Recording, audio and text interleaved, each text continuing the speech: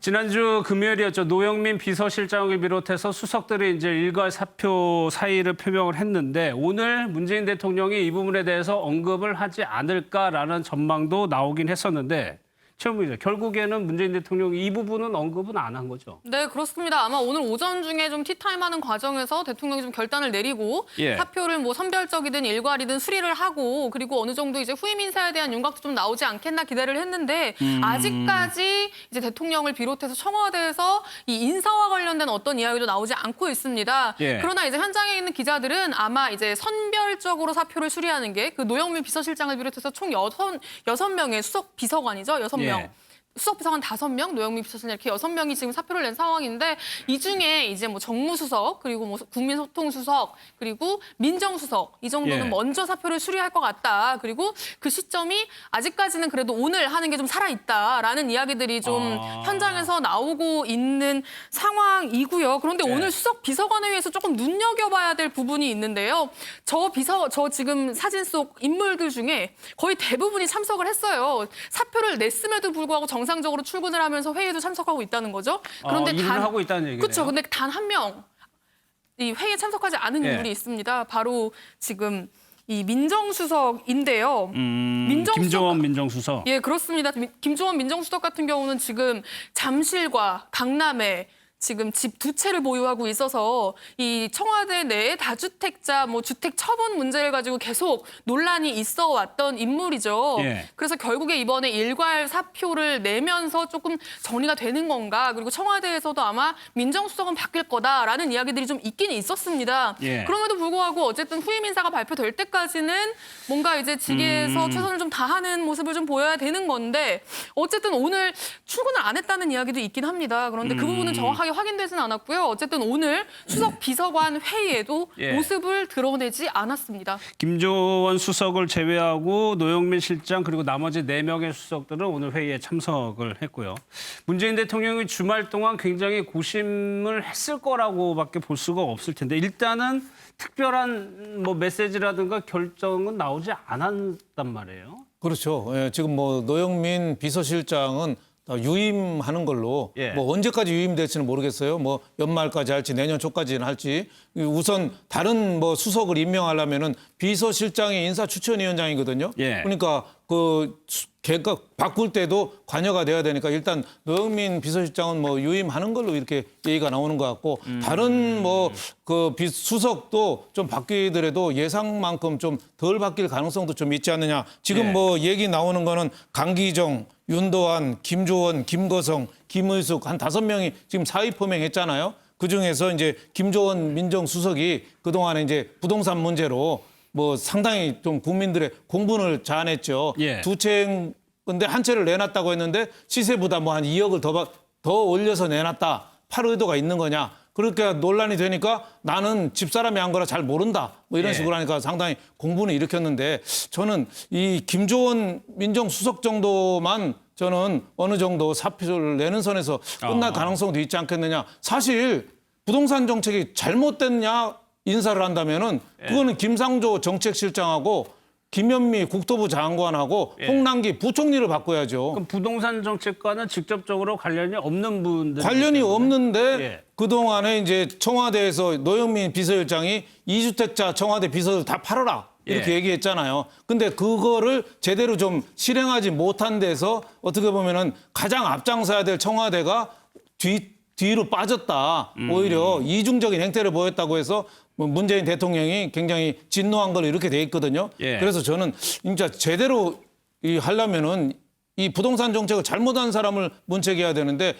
만약에 그건 아니고 청와대 비서실이 정부 부동산 정책에 안 따라서 경질을 한다. 그러면은 저는 김조원 민정수석 정도만 경질해서 끝날 가능성도 있지 않느냐 이렇게 생각이 돼요. 노영민 비서실장은 사실은 크게 그 비난받을 소지는 저는 많지 않다고 봐요. 처음에 청주집하고 반포집하고 있는데 많은 사람들 그때 대변인이 반포집을 먼저 판다고 발표했는데 그 비서실장이 그게 아니고 청주부터 판다. 그것 때문에 이제 논란이 됐는데 지금 어차피 2채를 다 팔은 상태거든요. 그래서 노영민 비서실장까지 이렇게 바꾸는 거 저는 그렇게 좋은 선택은 아닌 것 같다 이런 생각이 듭니다. 예, 유영걸 대표님이 지적하신 문제를 유호정 기자 오늘 야당에서 다른 당에서 똑같은 표현을 쓰면서 이 부분을 지적을 했어요. 네, 바로 저 부분을 지적하면서 정말 맞추기라도 한 듯이 예. 같은 표현을 썼는데요.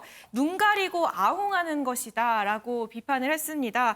이 정작 부동산 정책의 책임자들, 이 윤영걸 의원님께서 말씀하신 홍남기 경제부총리, 청와대 정책실장, 국토부 장관 이 3명이 빠지고 수석과 비서실장이 사표를 내는 거는 눈 가리고 아웅하는 거다라고 지금 주호영 원내대표가 밝힌 바 있고요. 여기에 안철수 국민의당 대표 역시 네. 부동산의 주무 책임자는 가만히 있는데 이렇게 실장과 수석만 사표를 냈다면서 상황만 모면하면 된다는 건 똑같이 눈 가리고 아웅하는 것이다라고 비판을 한 바 있습니다. 예, 대통령이 결과적으로 어떤 판단을 내릴지 좀 관심이긴 한데 보수 매체를 중심으로 뭐 청와대 관련 기사들이 많이 나오고 있습니다. 최은미 기자, 어떤 부분에 대해서 오늘 청와대가 해명을 내놨더라고요. 네, 그렇습니다. 크게 보면 지금 두 가지인데요. 예. 이제 그 청와대 수석비서관과 비서실장이 사표를 냈다는 기사 이후로 기사가 나온 건데 하나는 이제 노영민 실장이 그 아까 아파트 반포 아파트도 팔았다라고 하셨잖아요. 청주에 이어서 반포 아파트도 팔았다고 발표를 했습니다. 당시에 계약을 했다는 얘기였는데요. 매매 계약을 체결했다는 얘기였는데 그 이후로 지금까지 이 계약이 성사됐다는 그래서 등기부등본에서 명의자가 이전됐다는 소식이 없다는 거죠. 그래서 왜 이렇게 소식이 없는 거냐? 혹시라도 뭐 팔려다 안 판 거 아니냐? 뭐 계약을 철회한 거 아니냐? 뭐 이런 이야기들이 나오고 있다라고 이제 중앙일보에서 보도를 한 거고요. 그랬더니 이제 오늘 강민석 대변인이 서면을 통해서 직접 입장을 밝혔습니다. 이 현재 잔금 지급이 남아 있는 상황이다라는 입장이고요. 계약을 뭐 취소하거나 철회하거나 뭐 유보하거나 그런 상황은 전혀 아닌데 좀 악의적으로 기사를 쓴 것 같다라면서 직접 이제 입장을 밝혔습니다. 그리고 또 예. 하나가 뭐였냐면요. 지금 이 일련의 이 청와대 수석비서관들 일괄 사표 과정에서 노영민 비서실장과 김조원 민정수석이 언성을 높이면서 다투기도 했었다. 네, 그런 그러니까 보도 뭔가 있었죠. 청와대 수석비서관들 내부에서 뭔가 알력 다툼이 있었고 내부적으로 예. 좀 분쟁이 생기니까 결국에는 모두 다 같이 사표 내는 방식을 취했다. 그런 것 같다라는 보도였거든요. 거기에 대해서 청와대가 거기에 대해서도 해명을 했는데요. 강민석 대변인은 한마디로 가짜 뉴스다. 강한 유감을 표한다라는 입장을 밝혔습니다. 그런데 이런 이야기가 나오게 된 좀 과거의 사연이 좀 있습니다. 아, 그래요? 네, 노영민 비서실장이 이제 국회의원 시절에 2015년인데요. 이제 2015년 국회의원 시절에 그 당시에 제가 뭐라고 표현해야 될지 모르겠는데 시집 강매 의혹이 있었죠. 본인이 낸 시집을 예. 자신의 의원실에서 뭐 카드 단말기를 갖다 놓고 산하기관이 결제하도록 했다. 뭐 이런 논란이 있어서 한번 좀 크게 이슈가 된 적이 있었습니다. 그 당시에 이제 그 부분을 징계하느냐 마느냐를 결정할 당무감사원, 그러니까 더불어민주당의 당무감사원장을 이제 이 김조원 민정수석이 하필 맡고 있었거든요. 당시에 김조원 민정수석은 노영민 실장을 당시 국회의원이죠. 강하게 중징계해야 된다라는 의견을 이제 당에 전달을 했고요. 결과적으로 당에서 6개월 당원 자격 정지라는 중징계를 실제로 내렸습니다. 그래서 20대 국회의원 선거에서 노영민 실장이 출마를 하지 않았고요. 불출마를 선언한 거죠. 그리고 나서 이제 청와대에서 이렇게 또 만난 겁니다. 만난 이후에 이제 계속 청와대 생활이 두 사람 사이에서 조금 이제 불편한 기류가 있었다라는 이제 이야기들이 조금 나오고 있는 건데 그리고 이제 그 과정에서 김조원 민정수석의 집이 두 채라는 건 청와대 관계자들 모두 다 아는 사실인데 예. 하필 노영민 실장이 다주택자 집 다 팔아라 하니까 이거 뭐 마치 나를 겨냥한 거 아니냐라는 예. 식으로 김조원 수석이 받아들이면서 이제 그 다주택자 주택 매매 관련한 이야기가 이제 회의석상에 오르면 조금 이제 두 사람의 언성이 높아지기도 했다라는 이야기가 나오고 있다는 게 이제 중앙일보의 보도였는데 어쨌든 청와대에서는 그런 일 없다. 예. 가짜 뉴스다, 유감이다라는 입장을 밝힌 상황입니다. 사실관계 확인 자체가 없었다고 오늘 청와대에서 얘기를 했습니다. 지금 문제가 근데 하재건 표현 부동산 정책에 대해서 국민적인 불신이 높아지는 상황에서 이 부분을 이제 정권에서는 해결을 해야 되는 건데 주말 사이에 보니까 또 시위도 있었어요. 최근에 뭐 비를 맞아가면서까지 시위를 하는 분들이 있다고 하는데 지난 8일 오후 6시 같은 경우에는 여의도 공원에서 이제 그 집회를 하면서 그 집회하신 분들이 주장을 한 것이 다주택자 투기꾼들이 청와대에 몰려 있었다. 결국 이들에게 국민보다 소중하고 대통령보다 소중한 것이 강남 아파트였다 이렇게 주장을 했다고 하는데 예. 좀 뭐 과잉된 주장이긴 하지만 어쨌든 김조원 민정수석이 이런 말을 들을 만한 빌미를 제공한 건 맞으니까 거기에 대해서는 우리 정부 입장에서는 조금 사죄하는 입장이어야 될 것 같고 그런데 이분들이 거기에 대해서 좀 정책적으로 주장을 한 내용이 뭐냐면 부동산 관련 졸속 입법을 모두 철회하라 이렇게 주장을 했다는 거예요. 예. 근데 이 정부의 부동산 관련 입법이라는 것이 크게 보면 이 다주택자한테 약간의 중과세한 거, 그다음에 대출 규제한 거, 임대차법 이런 것들인데 이것이 그렇게 이상한 과연 법이라고 할 수가 있는가? 제 입장에서 제가 생각을 했을 때는 다주택자 중과세라고 하는 것은 원래는 부동산 관련 불로소득을 모두 세금으로 환수를 해야 되는데 예. 모두 환수를 할 경우에는 주택 가격이 폭락할까 봐 무서우니까 다주택자에 한정해서 약간의 중과세를 한 것이고 예. 그다음에 대출 규제는 부동산 버블을 잡는 정책의 ABC거든요. 기본적으로 하는 거거든요. 이상한 정책이 아니거든요.